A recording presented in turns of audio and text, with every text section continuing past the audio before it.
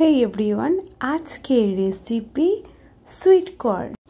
তো অনেকেই বলেন যে সুইট কর্ন নাকি আলাদা হয় খেতে, কিনতে পাওয়া যায়, সেটা নাকি আরও বেশি মিষ্টি হয়।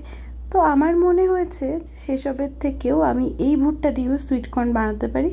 তো তার জন্য কিছু না, একটা অল্প বয়সী ভুট্টা নিতে হবে যেটা একটু মিষ্টি দেখতে হবে এবং মিষ্টি খেতেও হবে। সেই অল্প বয়সী ভুট্টা নিয়ে এসে সেটাকে আপাতমস্তক ছিলে নিতে হবে। ভুট্টাগুলোকে আমি চাকু দিয়ে সব আলাদা করে নিয়েছি। তারপর সেটা একটা বোলের মধ্যে গরম জল নিয়ে, সসপ্যানের মধ্যে গরম জল নিয়ে সেটা গরম জলে ফুটবে, তার মধ্যে এই ভুট্টার বীজগুলো দিয়ে দিতে হবে। সেদ্ধ হয়ে গেলেই সেটাকে জল ঝরিয়ে নিতে হবে। জল ঝরানো হয়ে গেলে তার মধ্যে দিয়ে দিতে হবে পরিমাণ মতো লেবুর রস।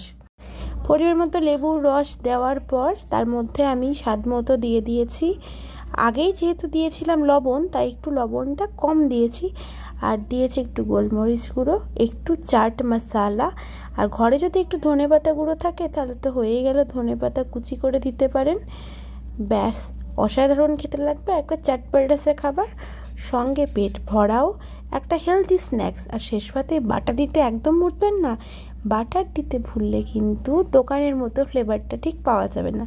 তাই বাটারটা দিলে খেতে খুব টেস্টি হবে আর ভীষণ ভালো।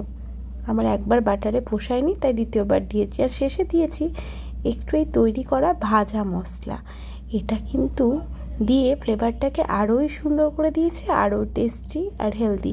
তো চটপট বানিয়ে নিন এই সুইট কর্নের চটপটা রেসিপি।